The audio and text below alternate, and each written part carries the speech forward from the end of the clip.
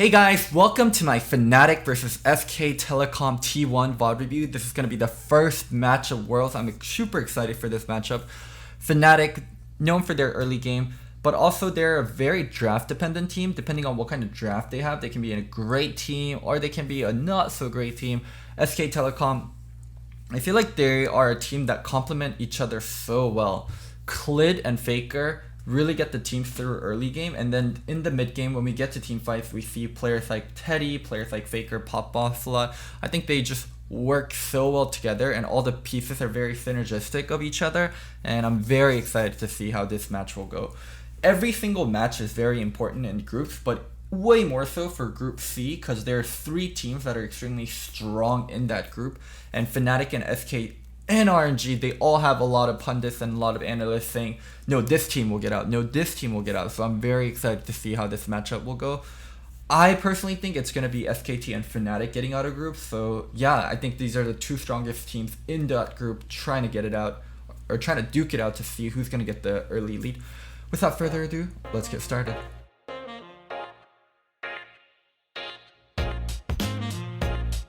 As well, we may have some change up for the bottom lane. I've been talking to a lot of the pro players in their boot camps. There have been an explosion of... So at Worlds, I think Pantheon and Kiana ban from red side is going to be very standard. So let's see if SKT bans it.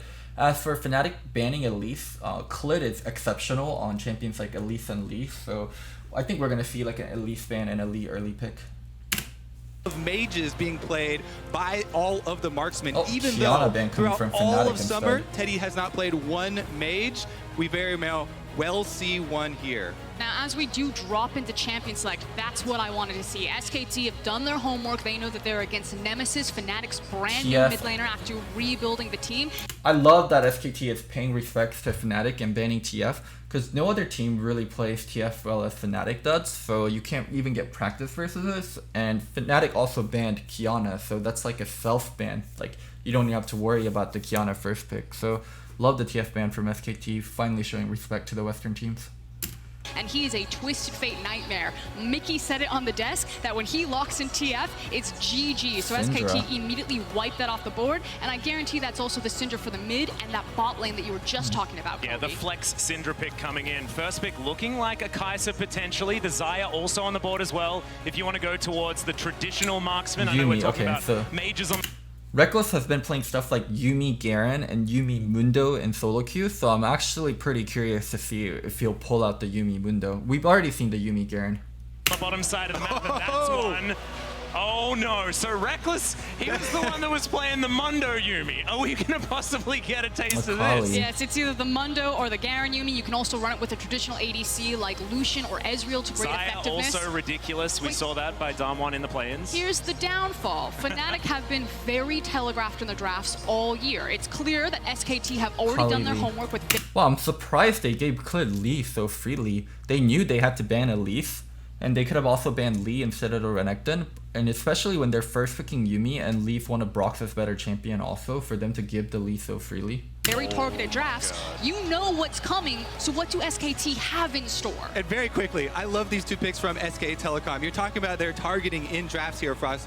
I mean, they ban out the TF, then they steal away the Akali, which was Nemesis most played for playoffs, and then stealing away the Lee Sin. You saw the interview with Broxa moments before this game, trying to dodge around it. You know, we haven't played as much Lee Sin lately, but they take it away. Clid and Broxa, both huge Lee Sin players, and we do get the patented Fnatic, Garen. GP blind, that's great for Bwipo, one of his best champion. Also GP, a great champion into Akali. So far, I think Fnatic have the draft they're very comfortable with. Like, the only off-putting thing is them giving up Lee Sin so freely. Yuumi bottom lane. And it even gets worse because there's the bank plank on top of it. Okay, as we get into the game, I'll check in with you guys. I've done a lot of Garen Yuumi breakdowns, so I can cover that one as soon as we're on the Rift. But like you're saying, it's an LEC Fnatic. So Kale into Garen Yuumi. Garen Yuumi is actually extremely weak in lane, and they're way more relevant once Yuumi gets levels and it's like mid game, and Garen acts as like a car for Yuumi.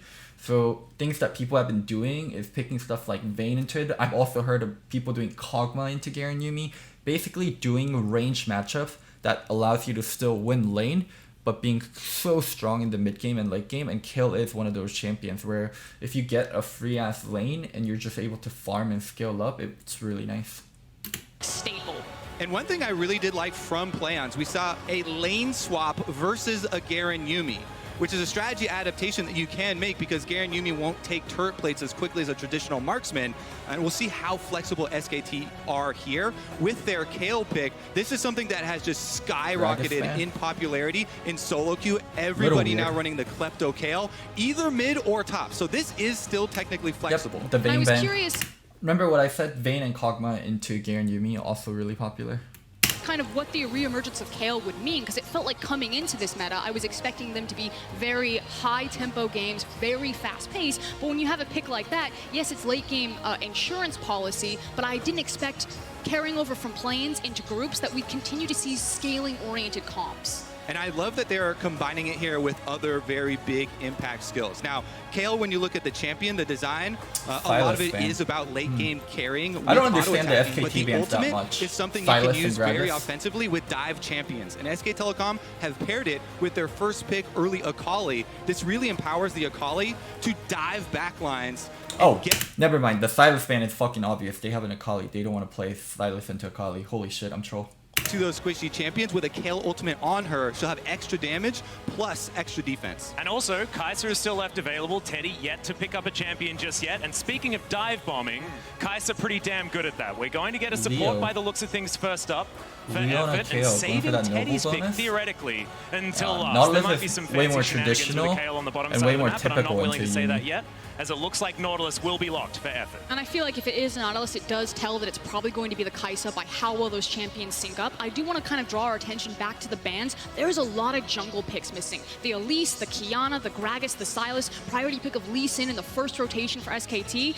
Broxah doesn't have the deepest effective champion pool, and a lot of his champions have been taken away from him. Is it going to be the Echo that's locked in for Broxah here? Because we saw that tried in play-ins, didn't work out at all, as the Ryze is going to be locked in. Depends on what damage type you want to me, because Jarvan is also another very, very good and versatile champion. This comp has like so little engage. I think Jarvan makes this comp very well-rounded. Then you get tankiness, you already have carries and Ryze, you have carry and GP. Ryze pick is actually really interesting. Me and Revenge talked about it a little bit on stream, how strong Ryze is. Like, Ryze became incredibly strong in teamfights, but I actually think laning can still be really problematic, especially versus non-melee champions. I think Ryze top lane playing versus melee champions, like, there is like a degree of execution, but if you can pull it off, like, you actually have a winning lane. You have to be careful in the 2v2. He's nowhere strong if he used to be in the 2v2s due to not having the shield anymore, not having the guaranteed route. But yeah, I'm very interested to see how this Ryze pick works out. And as for the jungle pick, I think it's most likely going to be stuff like rek'sai or Jarvan.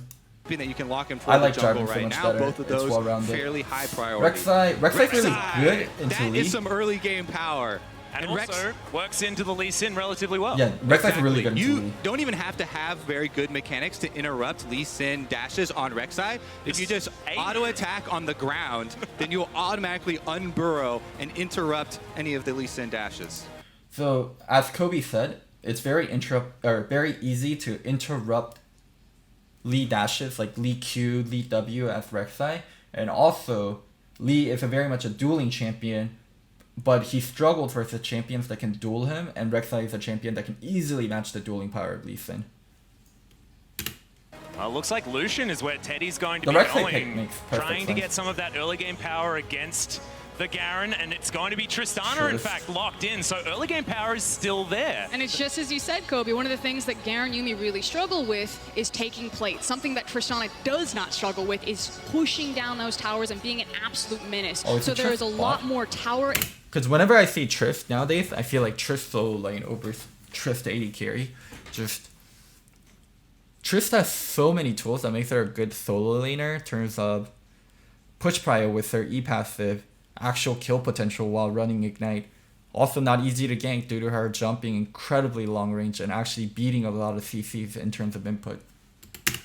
and structural threat with SKT's composition if Garen and Yuumi get shoved in. It's actually really similar to what Loki did to Damwon in their match that they were able to win against the Korean play-in powerhouse. So pick up the Tristana and then just out-push the low range of the Garen we'll talk about the win composition. conditions. Yeah, I'm super excited to see what strategy they go with in-game because SKT have drafted several tools to give them options here as far as Trist for the kill swap.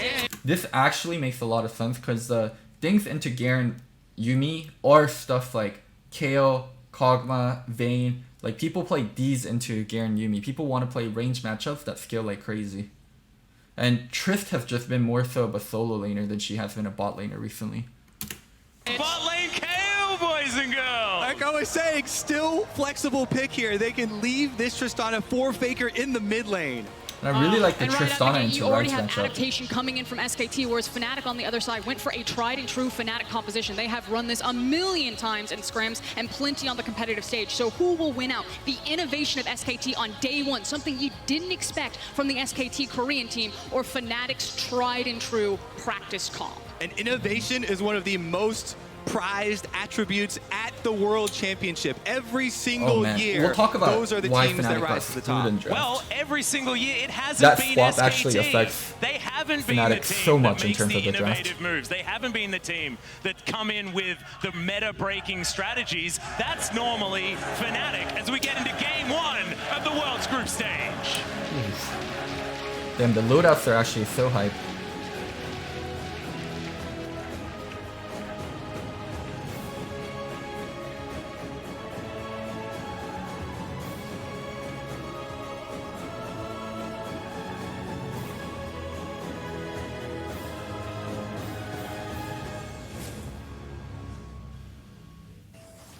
Alright, let's... Ooh, oh man, Fnatic doing something level 1 already. But let's talk about the draft before we even get started and why that swap matters so much. So beforehand, before Kayle and Trist were swapped, Fnatic actually had potentially 2 winning lanes. It's really hard to call the GP Akali a winning lane, but let's say we give it to the GP. So Fnatic actually had 2 winnings that were winning in terms of Gangplank and Ryze, and this was going to be a losing lane, right?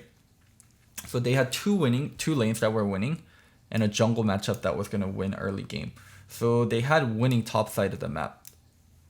This was great for them. They had winning top side of the map, and then they had a losing bot side, but it was a Garen Yuumi, so that would have been completely fine. So that was kind of Fnatic's game plan thing. The same game plan they always get into, have winning top side of the map, support roam around to actually help mid lane. That can't be done this game because it's a Yuumi. So what they probably wanted to do was constantly play towards top side, 2v2 with the rek'sai and the Ryze, and once they get ahead, they can start helping the GP lane or they can start helping bot side. That was probably their initial game plan. Play around top side of the map. Make sure you have mid prio. But what the swap actually did was it allowed SKT to get a winning mid matchup from red side. So Fnatic picked the Ryze into Kayle. Like they saw the Kayle pick and they saw, oh, it's going to be a Kayle mid. We'll pick Ryze, so we're going to be able to have a winning matchup there. And then when the Kayle plus Tristana gets swapped, it actually becomes Tristana winning lane, and it fucks with a lot of Fnatic's game plan.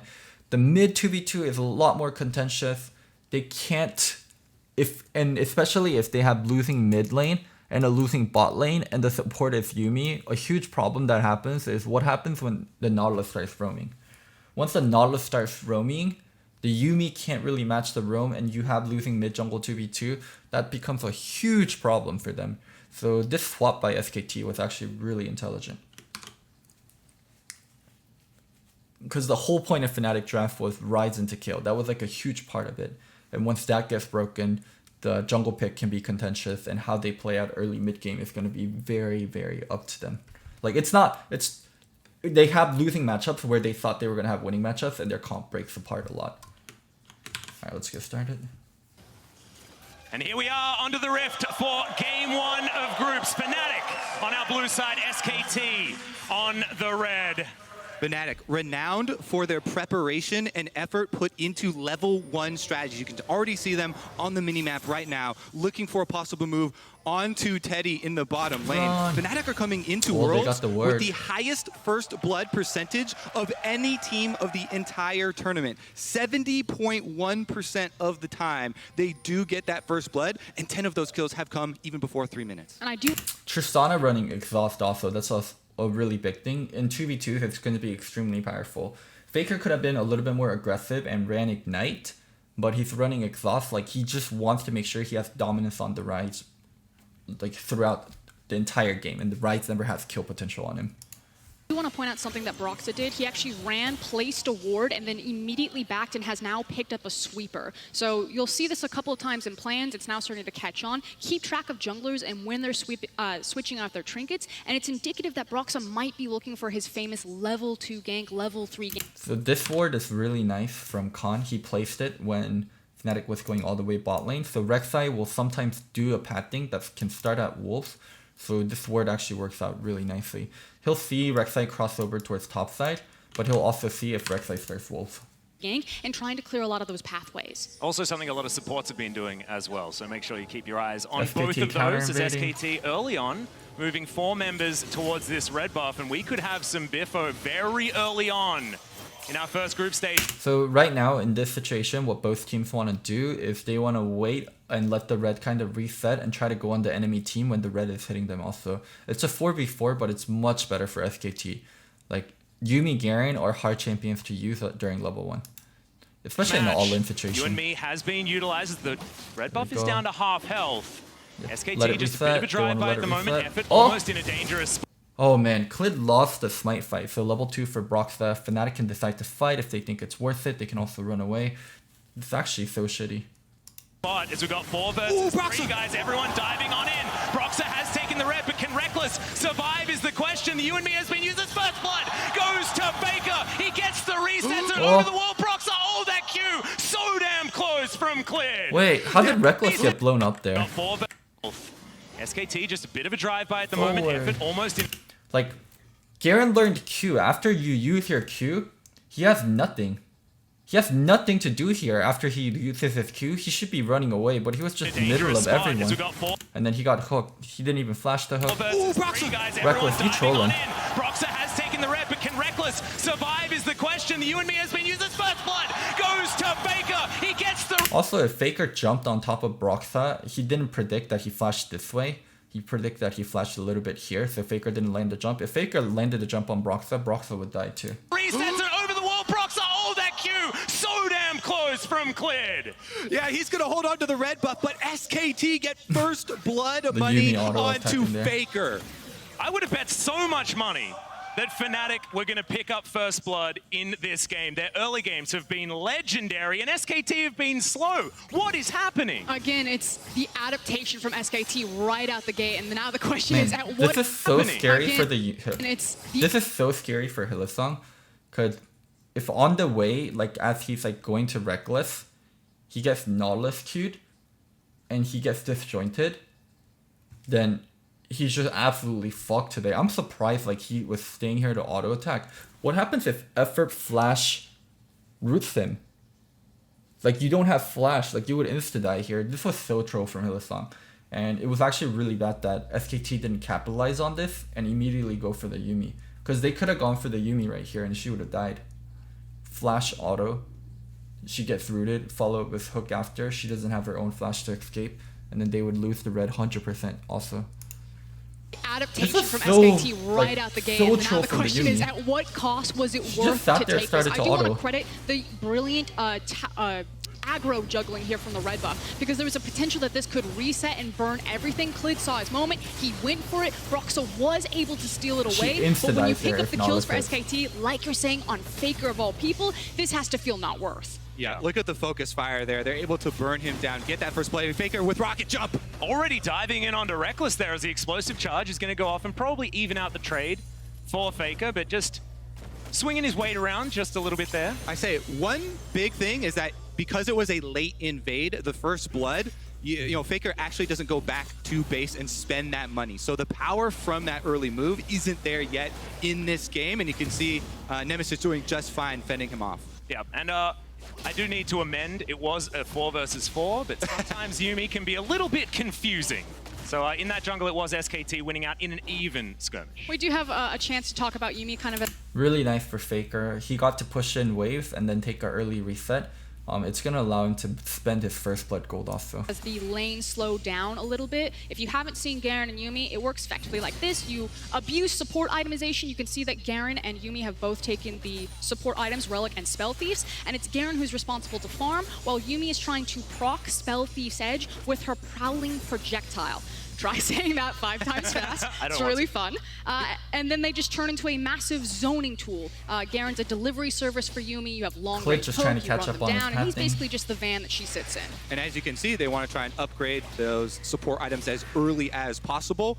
Having done so on the first back, that's the back timing that they're looking for, pushing that wave very hard, trying to get back and reset it. Meanwhile, I also want to look at SK Telecom's analysis of the Garen Yuumi, because I like what they have done in response. And we talked about who's going to come in with these prepared answers for what you expect the enemy team to do. Kayla's actually a perfect answer, because not only does the champion still want to scale very heavily, but she also does come with some sustain of her own, even though it is the marksman, has the heal that you can apply to try and deal with some of that Yuumi poke you're referring to, Pup. Yeah. It's not the sustain, it's basically her just getting a free lane. Like Klepto Kill, being able to farm the Garen Yuumi feels so nice. And she also just gets a free lane. Now Kayle There gets you to go. sit Thank you, lane Frost. phase, scale up into that terrifying late game level 11, level 16 Kayle that we know she can be. Yep, you also just basically get to a free Arisen form. It's pretty much how it works because of the range advantage that you're going to get. And effort there as well, being able to help out with the wave push feels pretty nice. And you can see SKT complete control of this bottom lane. Looking like going for a bit of a reset on Effort's side, probably trying to get some vision available for SKT as he does go home, and there's the control ward in the inventory. And the expectation should be that between the Tristana as well as the push potential that Kayle can have in this bot lane, especially when you have a setup support like Nautilus, so threatening if a jungler ever comes down there and Hilly and Reckless don't have protective vision, I expect that SKT will control this bot side river. You can already see it's riddled with some of their wards. There's a high Drake that they want with that Mountain Drake. This looks dangerous though, I'll hold it for Broxa. Yep, Effort. He's going to spot him there in the river, but looks like rek'sai, she's just going to swim away. In mid-game, nothing happening, and Triss being allowed to get to her items, and Kayle being allowed to get to her items, and Turret staying up for a while, I think is really bad for Fnatic. I think one thing that Fnatic can do later, depending on how strong the Ryze gets, is like Ryze side laning, and that actually mattering a lot. But if the game just like flows at like a natural pace, right? Lead Trist, especially because the Trist is running exhaust, I don't think Ryze is gonna have like a free side lane for him to really run over. And in like straight up 5v5 team fights, it's gonna be very hard to beat the Tristana and Kayle. So I do think Fnatic has to make some early moves. They have to get ahead in skirmishes, because Trist Kayle scaling is too godlike. Like Trist Kayle scaling, Lee playing to peel, Nautilus actually being able to be a tank for the front line, get crucial CC down for the Ryze. Like what the fuck does Ryze and GP do whenever Nautilus presses R on them? Both are very mid-range champion, and it's hard to be out of range for Nautilus. And the assumption is that SKT will continue to maintain this control until they find a comfortable window where they can try to force that Drake, but neither team really Fnatic wants to didn't pull blind the trigger pick their mid. immediately because you They have so many picked scaling Ryze options. into So Kayle. extended lane They phases thought are still gonna Kayle feel was going to really be the good mid, for both or Fnatic it and was a SKT. Kali that was Exactly. going to That's be why the we've mid. been talking about this draft phase from SK Telecom for so long, because the flex pick, you know, moving the Tristana and the Kayle around between mid and bot does so much. When you have Tristana mid constantly What if pushing Broxa here, can't this bot before allows level Klid. 6? Between Broxa, Reckless, and Hylissang, before level 6, they have such low amount of CC, it's incredibly hard to gank for them. Nautilus can actually deal with ganks very well with Hook. Like, and also Garen Yuumi isn't a very strong lane before 6. Broxa wanted to play towards mid and top side. to move in and play that Lee Sin like you expect, aggressively looking for that vision control throughout that river to allow them to move between these two lanes. Yeah, speaking of vision control, Broxah just spotted out there on an SKT ward as we're having a bit of a fight on the bottom side of the map, but otherwise nothing too much going to be happening. Faker in position here, moving towards the top side to answer Clid, and just also up the top. Keep track of how many times Faker is shoving the lane forward and then disappearing into Fog of War, forcing kind of this invisible pressure over the map. You can see Brox is like, we think that Clid's probably up here, but we don't have eyes on Faker, so we're not going to try to force anything. And it's something as simple as, with my push priority, I shove the lane forward. When I have nothing to do, I walk into Fog of War, and the entire map must respect me. Yeah, also, no way for Nemesis to leave the lane, right? Because if it's dark, then he potentially has a Lee Sin and a Tristana waiting for him, and that is definite kill pressure on a Rise at this stage. Yeah, another important thing for Broxah to do at this moment for Fnatic, you can see him doing a couple times now, is on rek'sai, you have the use of the passive, so he hovers up between the lanes. He's looking for pings of the enemy jungler to try and find where Clid is at. It never should have been this way, but Fnatic lost all 3 lanes and they have so little prio. So even though after the level 1, Broxah was up a camp and Clid had to do an awkward pad thing, they never got topside control. The moment to allow his lanes to actually move up and get that CS. Because right now, SK Telecom doing quite well with it. Meanwhile, on the top side, Khan, you can see farming up extra minions. And Fnatic knows the importance of early game priority. Who just showed us that now both the they never meant their draft to have 3 losing lanes. Obviously, with Whippo being post level 6, he does have impact elsewhere on the map due to his ultimate. So if a skirmish does break out, I assume when Clid has level 6 and they try to force a play on that level 6 power spike of Lee Sin, that a Whippo ultimate could turn the tides for Fnatic.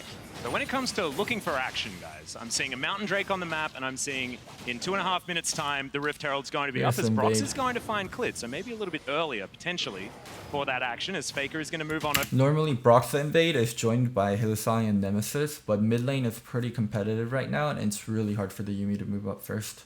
But Nemesis has the inside track. He can roam first. Effort is here as well, though. Really it's hard 3 to versus play 2 how at the moment. Fnatic wants to play Pincer when maneuver they is have a coming Yuumi. in. And Broxah under the ground, Tremor Sense is going to spot all he needs to know. Exactly. Junglers can move in 30-second windows here, basically. The step that Frost was talking about, Nemesis is able to push that wave first. This is one of the first times where Fnatic actually get to have mid-wave priority. They push it in, allow Broxah to go look for the blue. He gets defended there, but is able to steal away the wolf. Yep.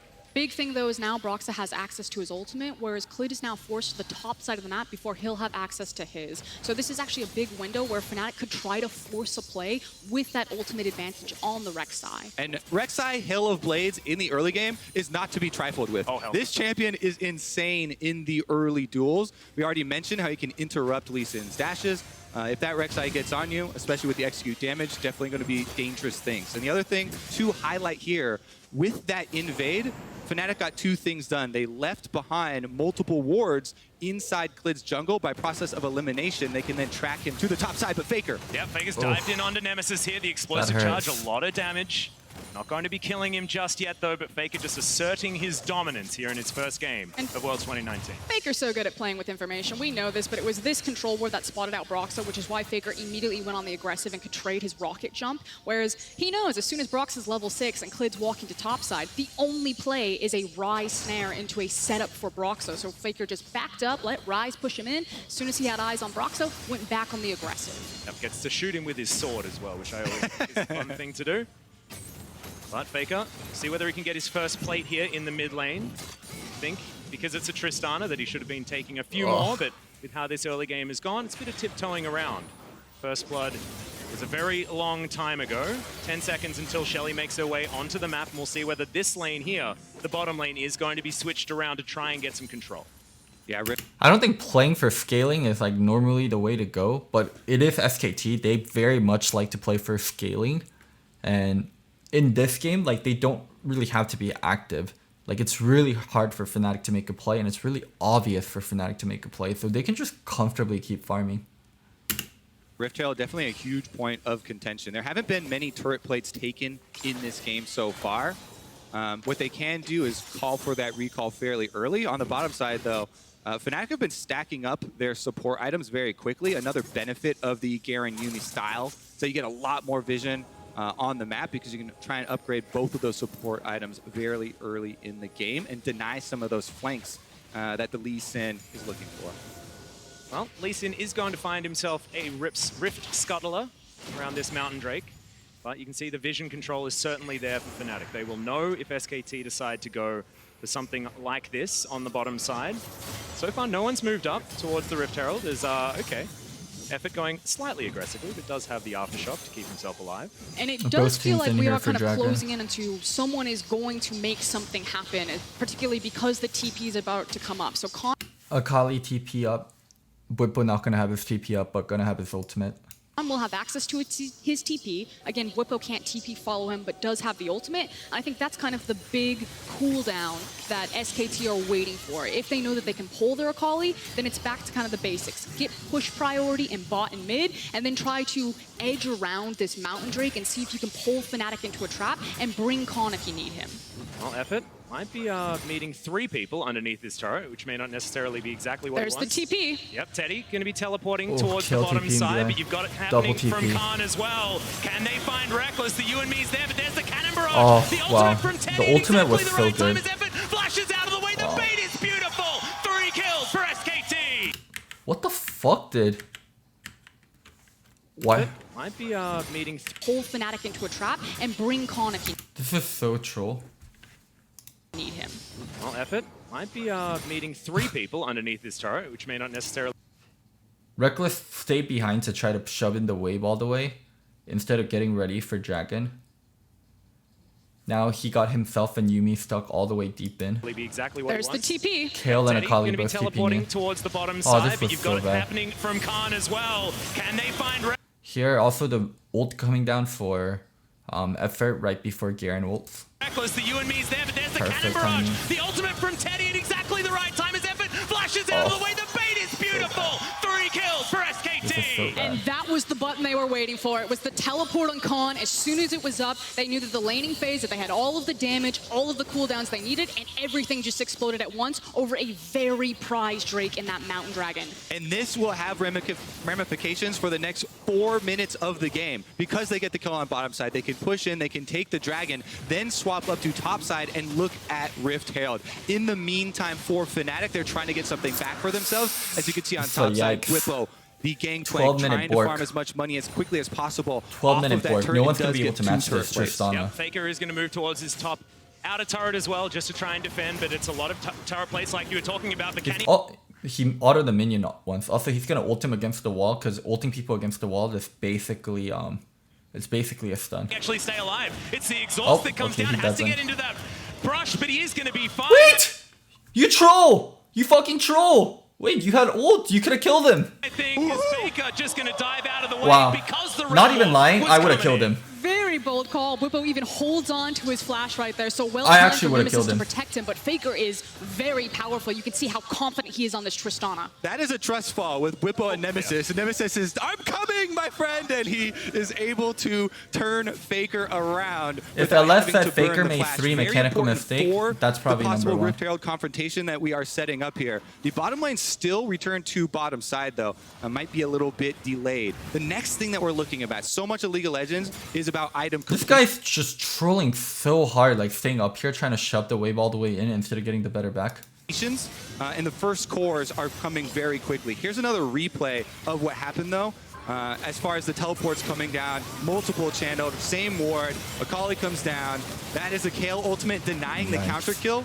Effort even flashing into the brush because he didn't want Reckless to be able to get off the Garen ultimate and get any sort of money back. That does follow you now, so you can't actually break line of sight in order to stop that one from coming in. However, wasn't able to get him down low enough to throw that one out, and I believe he just died a little bit too quickly. You can see as far as CS is concerned, though, it's Khan with the lead on the top side, but Nemesis understand the play is very pattern. strong. Any champion with knockbacks, if you have people against the wall, just knock them back against the wall. Even if it doesn't stun, it kind of mini stuns. It stuns in a way. So what happens when, like, let's say when you're getting knocked back, right? It takes you like 1 second to get knocked back. The duration that you're supposed to be knocked back, if you're against the wall, you're still traveling against the wall instead, but you're just staying still. So you still get knocked back for 1 second. So whenever you have people against the wall, you just use your knockbacks. Like, that's how you do it as Triss. You do it on Jaina. You do it on Lee Sin. On that rise in the mid lane, has completed his Rod of Ages, moving towards that Seraph's Embrace, and when those two items are complete, Fnatic are going to be very, very strong, especially when paired with the Trinity Force that Bwipo is about to complete as well. Yeah, I agree with you with your assessment on the itemization. I might hold it though, because it looks like Broxah's trying to slip in here for a gank. But find himself control ward, so I think we're okay for now. Holistically, I actually really like where SKT are to their breakpoints and items sooner. I feel like as soon as that Gunblade is complete on Akali, she basically has kill pressure on virtually anyone and can rock into a side lane. So I think SKT are very happy at the state of the game right now. And I especially like, if you look at Teddy's item build, the Kayle. A lot of solo lane Kales have been going Hextech Revolver first to try and get through some of the early game, but he knows he's up against the Garen Yuumi. The lane is extremely free for him, so he went Nashor's Tooth, and now into Rageblade will be a higher DPS build for the Kayle once he's able to complete Rageblade and get to the 2 core. Meanwhile, Faker can carry the early game on this Tristana, as we've seen. Blade of the Ruined King already completed with the 2 kills to his name. I actually love it. Use Tristana as a bridging champion. The one item power spike is so... Wow, Fnatic playing towards bot side. Akali gets a free lane versus Gangplank. No Dragon up. Why are they so heavily playing towards bot side? No Dragon up. You're going to try to dive a Kayle Nautilus because GPS TP. Oh, I hate this. You're going to give up free Herald too. So much bigger with that Blade of the Ruined King. We've been talking about 2 item spikes on a whole lot of different champions so much this tournament already. So Teddy with Rageblade Nash's is the best way to get the most power out of 2 items. I want to kind of bring our attention to the map right now. So you could say that Fnatic recognize that the Rift Herald's probably being taken, that they want to trade objectives, or they frankly just don't know what's happening and they're on the wrong side of the map. They were trying to set a trap for this guy, which Nemesis is trying to look delicious. Faker's never going to jump in on rides unless he sees Nautilus somewhere. Or not Nautilus, rek'sai somewhere. He could have easily tried to jump and try to play to kill the rides, but he played really fucking patient. But he's not going to get him. And this is Faker actually starting that fight without the rocket jump that we saw so many times. And thankfully, Froscar had already explained to us that it's because Broxah was not actually on vision and meant that he knew that there was that possible counter kill available. As Shelly turns up in the mid lane, not going to be able to take any plates, but might be able to break open the map for SKT. But this is a big win for SKT, even if it doesn't break down this tower, because it was Fnatic trying to get a pick onto Faker and them getting the Rift Herald. Now later on, whenever Triss is in a side lane, there's no one that can match her. Triss plus Lee should be able to beat anyone 2v2, and because Triss does exhaust, the only thing that's awkward is she doesn't have teleport, so she might have to care about Baron. But Fnatic actually doesn't have that great of Baron potential because they don't have an AD carry. Damn. They could potentially run Tristana bot lane even with Baron up. And now the tower on top of it. This early game has been so clean from SKT and played on exactly their terms. Exactly. With that mid turret down, the game state is incredibly difficult for Fnatic. They are looking already at giving away control of their own jungle. Only 16 minutes into the game, there's not a lot that you can do to defend this. What we would look for them to try and pull off is the combination. Now your Gangplank is level 11. You have rank 2 Gangplank ultimate. Your Ryze can still realm warp people to the site. So Fnatic have to strike very quickly and try and find that numbers advantage. Because if you do not, SK Telecom just have so much more information and territory to work with. And you can see all of that information on the map. Look at how many SKT wards are there. And one of the issues that Fnatic's composition has is the ability to challenge vision because you have a Yuumi rather than a traditional support. Hilly can't just go off on his own. Garen TP, try to get turret. Oh, it's so awkward. And clear out wards that he might do on another support pick. Well, it looks like a brute force on this outer turret on the top. They did get the turret, but if that's how you're utilizing Garen Yuumi, that's nowhere you want to be. Side of the map, and also, Dragon coming up in 25 seconds, so Fnatic putting themselves away from a major objective again.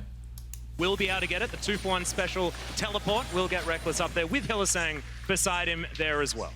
And all this is being said, Fnatic are extremely close in gold still. Even though SKT are making the correct moves for their composition, and you see them setting up for the arrival of the Dragon, Fnatic very much can make this big turnaround. They have the item completions we are looking for. That Trinity Force on Gangplank is done. Bwipo can actually hit extremely hard Yep, and Faker going down very, very low, has to jump over the wall, and now the turret is the next.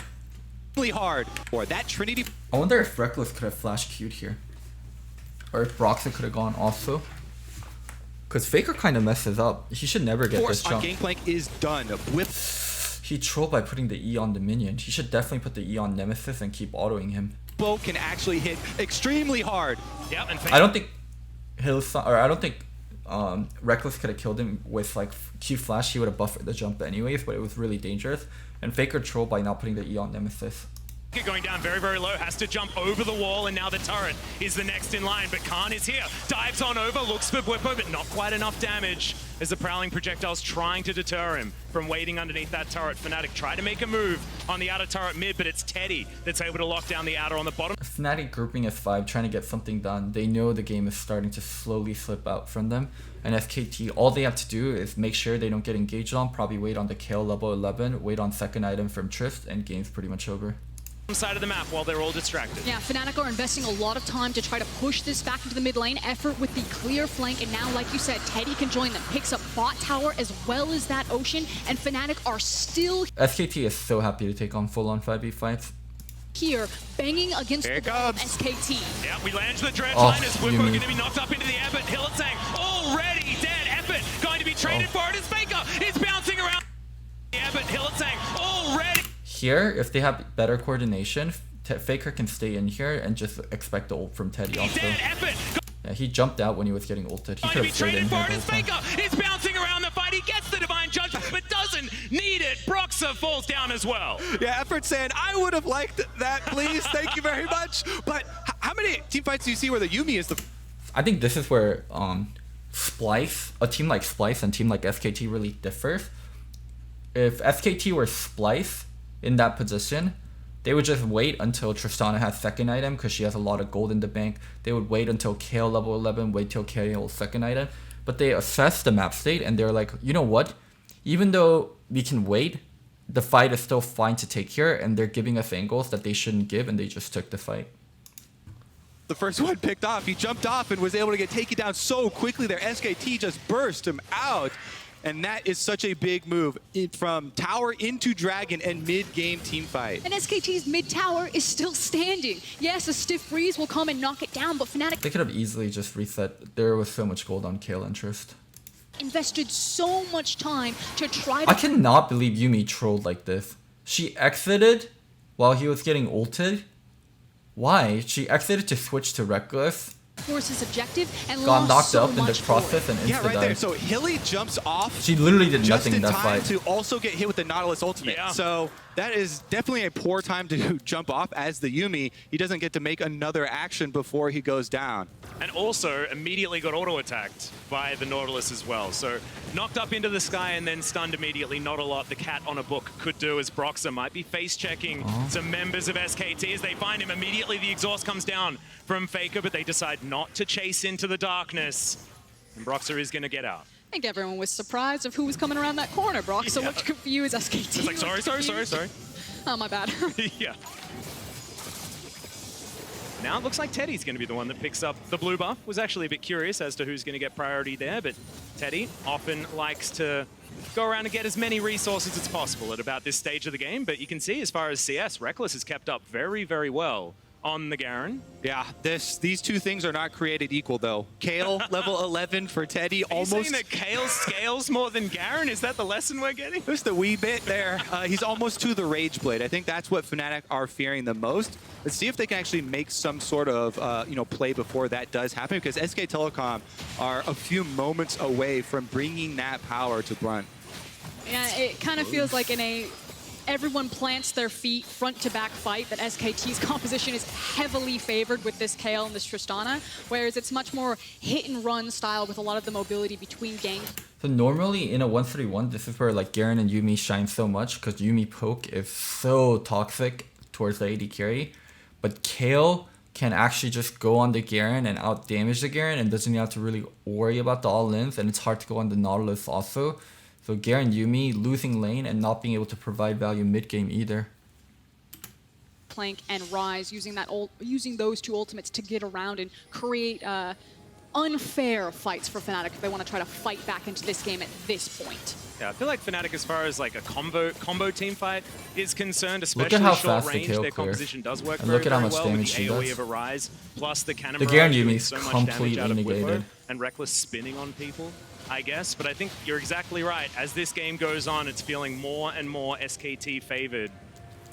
Teleport back to lane from Teddy, and SKT are just going to wait until they find the right moment to fight again. Yeah, that was the Rage Blade completion that we have all been waiting for. And SK Telecom are going to push down mid lane with it ever so quickly. Baron is on the map now as They well. have Earthstrike They're also. They can transitioning sprint into Baron vision anytime. control over this area. Yeah, and that's what they were waiting for, like you're saying. That's it. That's the moment for SKT. And if Fnatic fight them, that's exactly what they want at this point. So the question is, what can Fnatic do to try to grab as many resources as possible while trying to avoid a fair fight at all costs with SKT at this point of the game? Well, those fair fights are really running out for Fnatic because level 11, another evolution for Teddy. Someone always behind have Faker even more whenever he's damage, pushing. even more range, even Because he more can win flexibility. pretty much every one-on-one and this win KO, all the like a 2v2s, ticking so time they want to bomb play exactly that like we've this. learned about so far in the play-ins and elsewhere, especially if you've been watching solo queue, watching the KL terrorizing everyone. Realm Warp going to be used just to see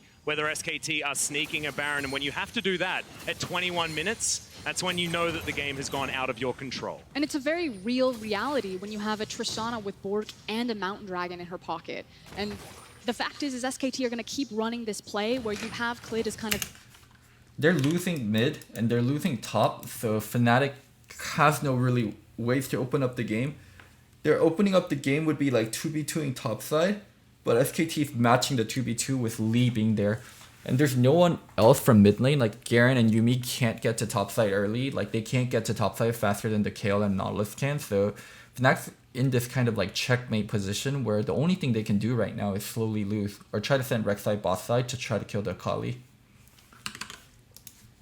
The escort duty to Faker to make sure that he can stay safe in these lanes, chip away at structures, They continue literally to have stockpile nothing to hold, do other than push just wait lanes in, for and then SKT disappear to into win. Baron. Eventually, Fnatic will have to face check, and that's what SKT want. Yeah, we have to count the tools that Fnatic have to try and get information out of this Baron area. They've got the rek'sai passive as well as Praise Seeker. We already saw Nemesis try and use the ultimate there for a brief moment. And besides that, it's just the Yuumi poke and gangplank. So it's becoming a very scary situation. You can see them trying to... Like fighting like right now where Kayle has all her Rage Blade stacks, and it's so disgusting. Choose their moment to She just gets to get farm some of these wards anyone that's down. mid lane and all The these effort's melee positioning champions. very far up, knows almost everything about what Fnatic are doing, and Fnatic understand that. They're going to move in, try and clear out some vision where they can, not quite finding that ward there in the entrance to the river. But they're not getting a lot of this vision that's actually set behind them. You can see those two SKT wards that are set in the defensive jungle of Fnatic. And that's what's giving SKT so much information on kind of when they can move into these side lanes, press forward, and what type of priority and pressure that they have on the map. Now let's try and get creative here, because Fnatic, if they just sit and wait, then it's going to become even more of an untenable situation. When I see these sorts of situations, maybe I look to Nemesis on the rise. Completed 2 core here with the 10 stacks now on the Rod of Ages. Maybe you try and make something happen very quickly. You do have teleports on all of your teleport champions. The problem with like Rai trying to make something happen is he can't beat Tristana with Exhaust in a side lane. Exhaust is broken OP later on in the game. And also because Tristana outranges him, Tristana should almost always be getting the first hit on Rise, the first jump, like the first E auto, while it's extremely hard for Rise to get the first hit on Trist unless he's doing it from brush. It's really hard for the Rise to beat Trist. Here with the Gangplank Rise and Garen, I love these trailing plays where you send the split pusher this is down something there that and then can have the work. other Shadowing. one with teleport trail after them. If one member of SKT walks up, you try and make that very quick 2v1 and then get to the objective afterwards. The problem is that Akali has a Shroud and can delay for a very long time, so Akali will make the SKT 2v1 just going not for quick, Baron and instead. SKT tried force. Yep. It also means that Broxah could never leave this Baron pit, but he did. I think they'll be dissuaded by Bwipo's ultimate here, but I agree with you. If we're going to see Nemesis and Bwipo out right into a back side lane on to it. find a pick, that means Broxah, Hilly, and Reckless need to hold this Baron line. So Kayle gets empowered, I think, after 5 autos, and her Rage Blade gets activated after 6 autos. So Kayle in this state is so hard to deal with, where she was hitting neutral minions before, because when you walk into her, her attack speed and her shred is no joke. Yeah, well, SKT back on the Baron. It's already down to 2/3 health. Missing is Fnatic. Are going to move in, and SKT back away. Not wanting to 50-50 this one. As I thought, Fnatic were thinking about potentially staying there, but they have a Rise on the bottom side of the map who's winning up against Khan right now. Yeah, I got a little antsy there when I saw the Fnatic prowling projectile actually tag Baron. Maybe they were trying to keep it low health, but they let it regenerate, return back to the mid lane. One of the teleports has been used, but again, regenerate, so return back to the mid lane. One of the teleports has been used. Wow, if that hit, he follow in with Q also, WQ or flash. But again, that was close. Prowling projectile only 20% slow now, so Effort not going to get caught out of position in any rough moments there either. So, bit of a reset. SKT moving down the river, trying to catch this pesky Rise. Lob's going to be there, and Buster Shot would have knocked him out of that, but Nemesis is able to get out. Check out mid lane. Button, yes, we found Effort taking a lot of damage. He's got the Aftershock, but that's going to wear off. He's just dead, and Teddy didn't want to use his ult on him as Khan dives on forward. We still have the Divine Judgment, but it looks like they don't even use it. Finally, it comes down, and that's 2 kills for SKT. The jump forward, the reset. Also, Faker uses ult in a really weird way. Nemesis, the 1v1. It's a dangerous one for the Lee Sin, but he still wants it. Wait, Faker trolled. We still have the Divine Judgment, but it looks like they don't even use it. Finally, it comes down, and that's 2 kills. Why are you ulting here? What the fuck are you doing? You're ulting him out of fucking kill range too. The jump forward, the resets from Faker, as now Clit has found Nemesis, the 1v1. It's a dangerous one for the Lee Sin, but he still wants it. Outplays him, Faker, trying to chase, but he's not even going to get there. Distracted by a red buff, and Nemesis gets out. By the skin of his teeth, Nemesis walks away from that, but an excellent performance. This was Faker trolling the fight, but one thing I think was a little bit questionable, and I'm kind of curious that SKT did, was not ulting the Nautilus. In any rough moments there either. Why so, didn't bit of a Teddy reset. just ult the SKT Nautilus? moving down the river, trying to catch this pesky Rise. Yes, Lob's going to pretty be good. there, and Buster Shot would have knocked him out of that, but Nemesis is able to get out. Check out mid lane. Here, Nautilus, if he gets ulted and they buy time, I think it's so worth it. Button, yes, we found Effort taking a lot of damage. He's got the Aftershock, but that's going to wear off. Nautilus lives here, and they're still able to close in. I think it's so worth it. They thought they wanted to save it for the Akali or the Triss, but I thought it would have been so worth. Just dead, and Teddy didn't want to use his ult on him as Khan dives on forward. We still have the Divine Judgment, but it looks like they don't even use it. They're definitely Finally, it just comes saving it down, for carries, and that's but 2 they didn't kills need for to save it there, in my SKT. The opinion. jump forward, the resets from Faker, as now Clit has found Nemesis, the 1v1. It's a dangerous one for the Lee Sin, but he still wants it. Oh, that was so close.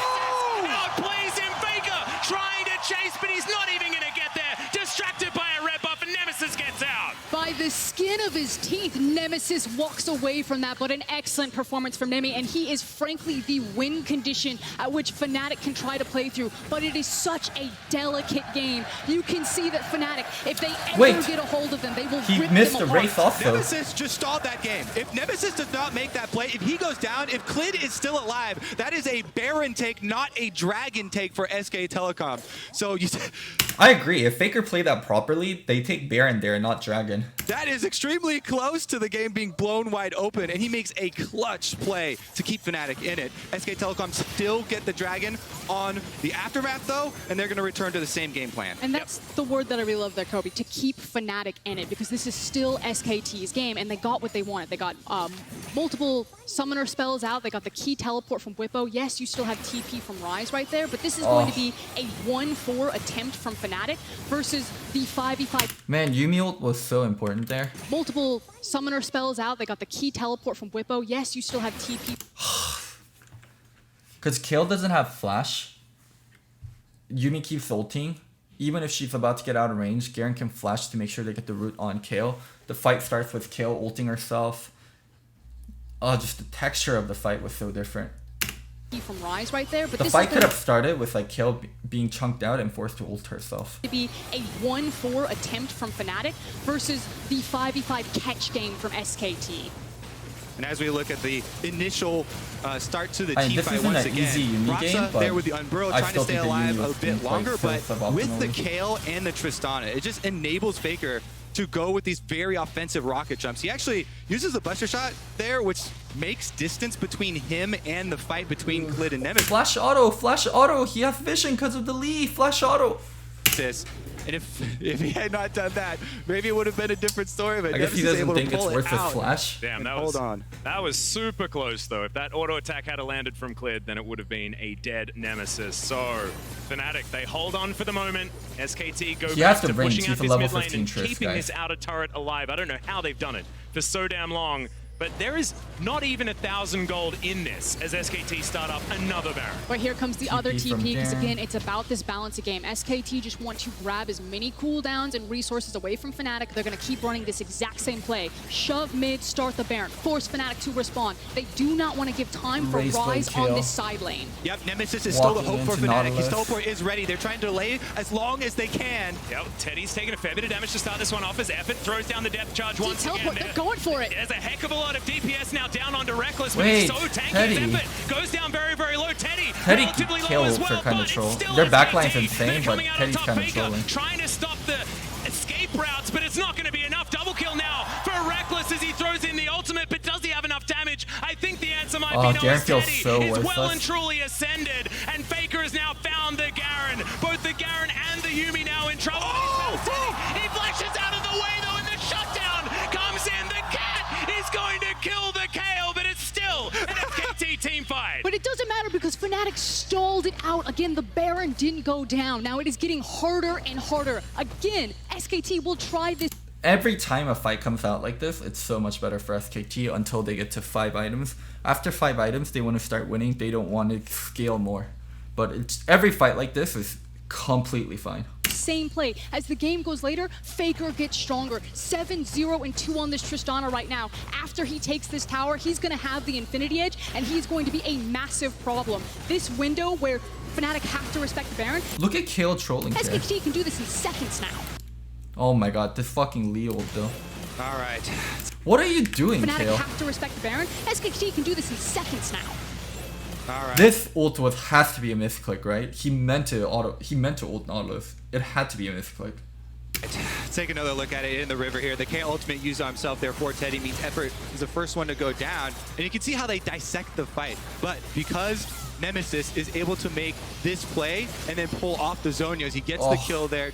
Actually, Reckless getting credit on the Garen as they try and run up the river. The turn here is where you start to get a little bit antsy if you're SK Telecom. That Prowling projectile landing on Khan creates a distance, and they almost take down Telecom. That if he flashed before this auto also, then he lives here. Prowling projectile landing on Khan creates a distance. Garen has no way to get almost close. take down Once Teddy and try and and turn towards Khan, but Faker is able to make it around the extra turn there at the top of the river. And you keep mentioning Frost. That Infinity Edge now going to be done for Faker. He is massive. He's so big. That's 3 items now done. Also has the extra shielding from the lifeline package of passive of that Phantom Dancer as well as he dives in on top of Reckless. Just a bit of damage to get him out of that river. Because the thing is they used all their TPs. Fnatic now no longer can play that 1-4, so they now have to figure out how they're going to stall this game on the front that SKT want to play. In fact, SKT have now divided them. Faker keeps going back to the Baron and then turning for the flank, and they're trying to decide, are we just collapsing on these fools and crushing them, or are we going to turn and burn the Baron? Well, right now they are sitting in this brush.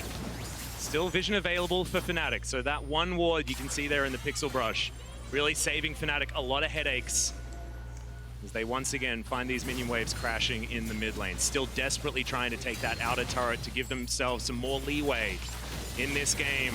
It would actually be imperative. I mean, the fact that that is still there is so huge for SKT's ability to leave this lane and once again set up around that Baron. Fnatic looking for effort as SKT, yep, they've dived on it once again. Cannon Barrage utilized one more time as there's the ultimate out from Teddy to answer the final chapter, but Reckless still has closed the distance here.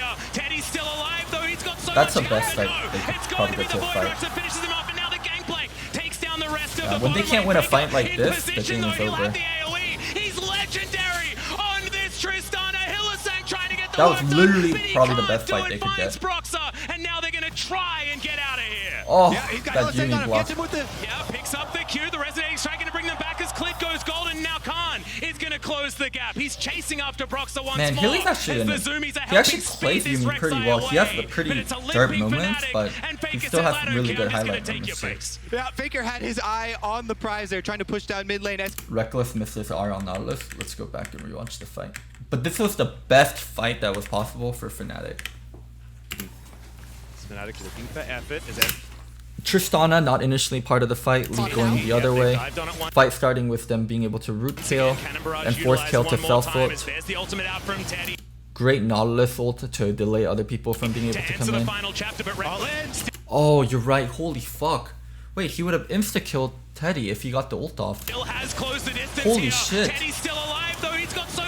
I don't think it would have changed that much, but he definitely did misplay. Takes down the rest of the bottom lane. Faker in position though, he'll have the AoE. He's legendary on this Tristana. Hylissang trying to get the work done, but he can't do it. Finds Broxah, and now they're gonna try and get Hilly out played of that fight really well. Hylissang on him, gets him with the... Yeah, picks up the Q. The resonating strike gonna bring them back as Clit goes golden. Now Khan is gonna close the gap. He's chasing after Broxah once more. Game 1 was as the actually so Zoomies are messy. helping speed this rek'sai away, but it's a limping Fnatic, and Faker says, I don't care, I'm just gonna take your base. Yeah, Faker had his eye on the prize there, trying to push down mid lane. SK Telecom make the call though. They still have Clit alive. They can go for the Baron. There's a honey fruit in the river to heal back up on. This pesky ward has been here so often for Fnatic, so they know exactly what's going on, but can they do anything about it is the question, and I believe the answer is going to be no. It's SKT teleporting Teddy into this fight, and finally, the Baron is going to be taken at 31 minutes in this game. SKT with a whole lot of control. Fnatic not wanting to give that one up. Oh, that was close. That's pretty much game. By seconds there, with both spawning and TPing, immediately trying to get to the play in time, but like you said, the when Faker backs, they're going to have some god tier item. The Baron. They've had He's probably gonna control have of this he's gonna game have until Bloodthirster. that TP came back for He should build Nemesis. Bloodthirster with that Fnatic had to BF. play I don't on want him to SKT's build GA. terms. I think When those Bloodthirster is TPs much start better coming here. back up, as Nemesis is now No one should be able much to really more kill him strong once. to the 5v5. We'll figure out what Fnatic's next game plan is to try to problem solve this closer to level 16 and Kale and legendary Tristana, because those are big. Oh, that Garen ult. Exactly, and especially for tower pushing. Why is SK BT Telecom better? will now have the Baron buff after this team when you're fight. not gonna die, They will BT is have the best Faker item. on Tristana, 9 BT is kills, a no greedy deaths item, in the but entire I think he game. can afford to Here's be another greedy look there. at the valiant effort, though, that Fnatic were able to put out. Faker barely Yeah, he surviving ended up there getting at BT. the end with the last auto attack getting off, and then Yuumi with the zoomies. Yep. Able to get Broxah out, as we know, as they delay.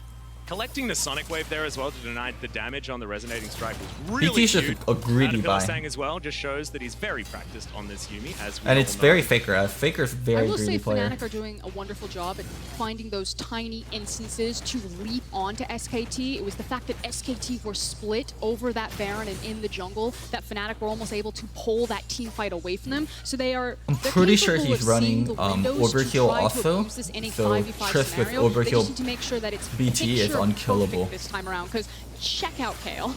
Yeah, check out Kale, but also check out 4 items on Faker. He just went back and completed a Bloodthirster. This guy is absolutely terrifying. Gunblade done for Teddy, like Oh you were my talking god, about. 1k HP That's Zonya's Hourglass shield. next, and SKT are able to trash 1k these HP turrets shield. so Jesus. incredibly quickly.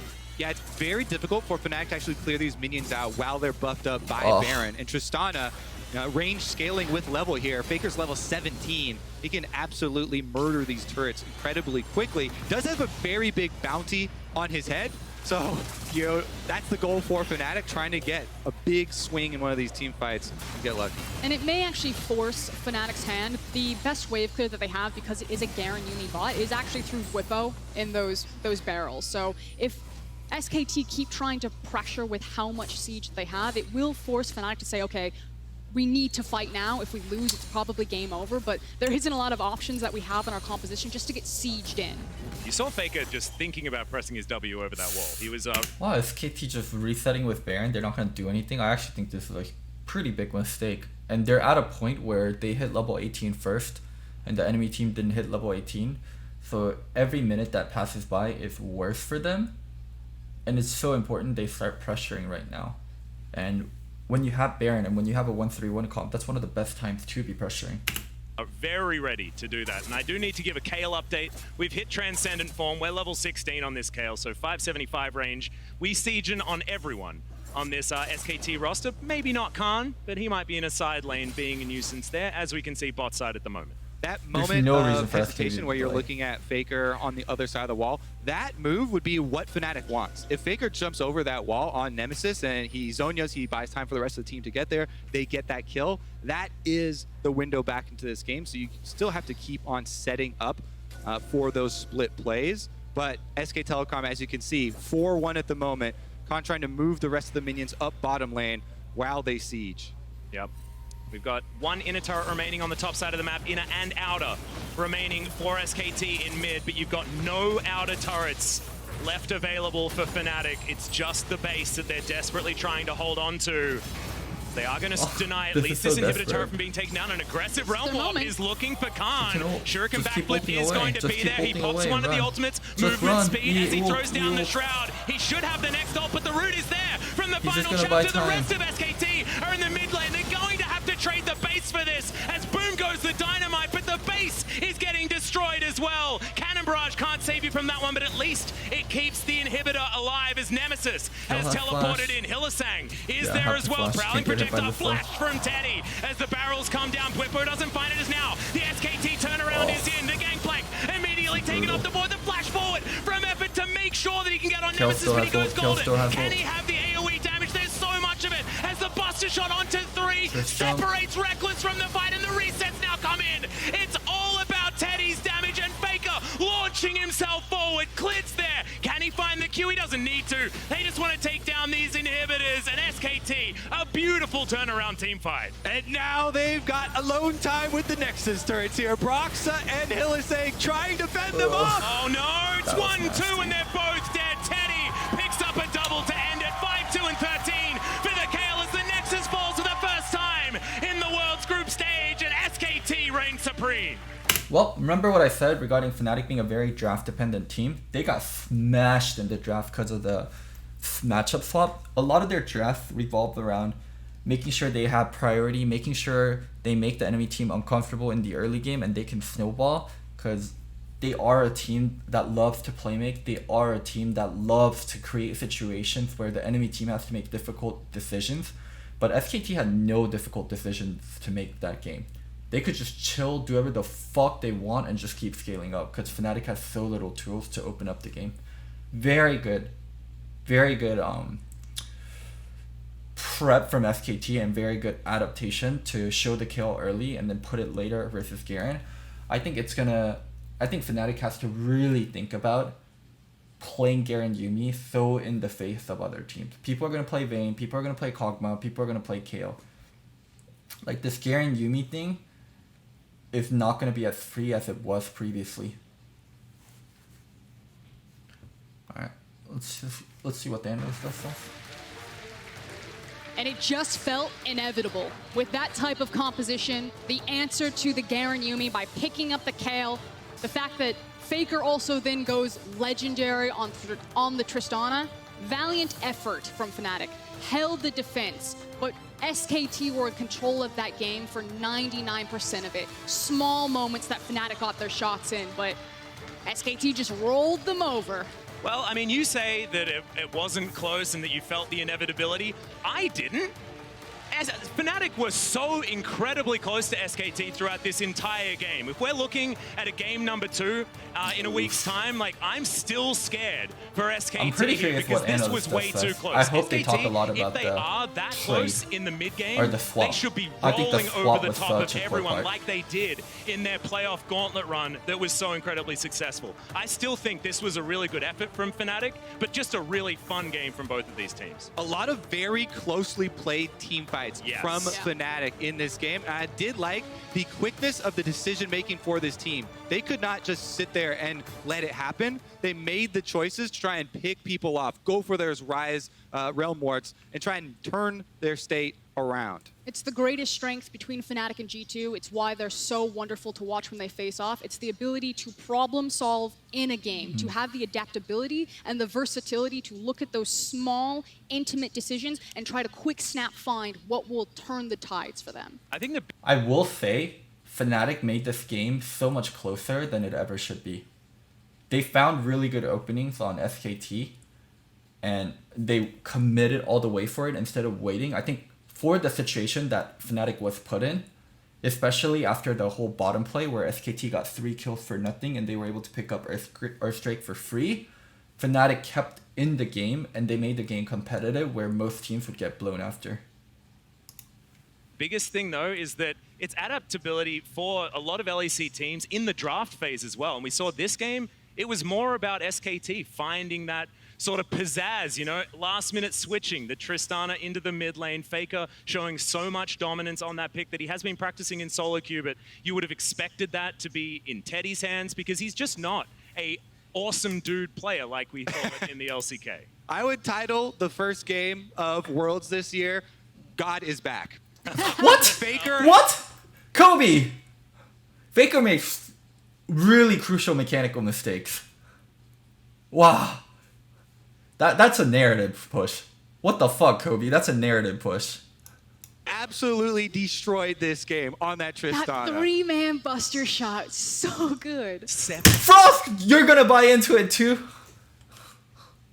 Oh my god. Rating everyone away from their big tank in Reckless. Just really beautiful team fights from SKT. What the fuck? That's what we want to see. If you're an SKT This fan, is a narrative you want to push. see them pick up the trophy for a 4th time, they're going to need to get behind that man in the mid lane. Because as far as talismans are concerned, I don't think there's any better one than Faker. Yep. Just ridiculous stuff. But we do have a replay, guys. So It wasn't the one early mistake, game, it was multiple SKT's mistakes. bottom lane, you know, they get in there. Oh yeah, I think Faker played well, but when I think Faker, I think like for people to say, oh God is back, when Faker had a very mistake-heavy game, even though he played well and rest of his team kept putting him in really good situations, I think it's so shitty to say God is back. Faker was like 1v5ing kids. Like this Faker is surrounded by so much talent. Like Effort played well this game, so did Teddy, so did Klid. Like he has so many other pieces playing well for him. Like it's speaking ill of Faker of before. I think it's shitting on Faker of Season 3, Faker of Season 4, Faker of Season 5 and 6 to say God is back. That Faker is not back yet. Yeah, they get the teleports, and this is what really started it for SKT. And it was the fact that everything was set up on SKT's terms. That there was a very clear blueprint. We were waiting for the TP. We extended the lane phase. We knew it was going to be a free farm for Kayle. And then as soon as everything was set up, they perfectly knocked over the dominoes and started the snowball for this game. Yeah, I mean, it did feel like Fnatic were trying to get something going in the early game. You know, Broxah was fishing around on the rek'sai, trying to use the passive, trying to find an opening in the defenses, and couldn't find it. And SK Telecom's response there, once they had the teleport ready, focusing on the bottom lane, getting the Kayle up to the mid-game levels was really a big turning point for them. And also using early teleports as well on SKT's side to make sure that they had them back off cooldown for that exact timing. You best believe that they've practiced that exact play. So now, you know, teams can go back. The other teams in Group C, write that one down, and that's another one SKT shouldn't be able to get away with another time in a row, even though it was I disagree so with a practice play. I'm so excited for the rest of the group The Fnatic too, bought because overpush, in this and they game just we got had punished. a draft I don't from think it was Fnatic like that a we have prep seen play very from similar SKT. drafts from them before, and we saw what can happen if you come in with that preparation and expecting this and being ready for it. Now the next level is, of course, the adaptation that we always look for. Yeah, and I think the adaptation for Fnatic in specific is trying to find an early game bridge. You talked about it during the cast that the Tristana really was the early game power alongside Lee Sin to kind of bridge for Kayle to become a monster late. rek'sai should be able to do that with Hail of Blades, but with so many jungle bans thrown at Broxah, he didn't have the same impact. He was correctly controlled. And I think that's the adaptation that Fnatic will look for. They need to make sure that they have that strong early game. Because we saw them attack in the mid game. Even from that deficit, they were getting their shots in. Now just imagine if they were on even footing if their early game hadn't been so well controlled by SKT. Yeah, exactly right. And that does bring us to our player of the game as well, because things started it's gonna at go to level Faker. 1 Yeah. with Faker very early on picking up that first blood and then being such a beast in this team fight in particular. As I said, God is back. He had the Kayle Kobe, there as well, please. just in case. I don't think very many of the Kayle ultimates were actually used on him, but he continuously was rocket jump forward. So much damage output here. It wasn't like he had you know, a Bruiser Tristana build or something. It was your I'd be traditional much, full DPS I'd be much Tristana more build, okay with and like yet he's Faker these openings praising with SKT, if it was looking done at those pinpoint in turns not as well in as this relying extreme on his manner Look of at like, that oh KD. god, it's back. 9-0-8 goes legendary in his opening game. That's like the true.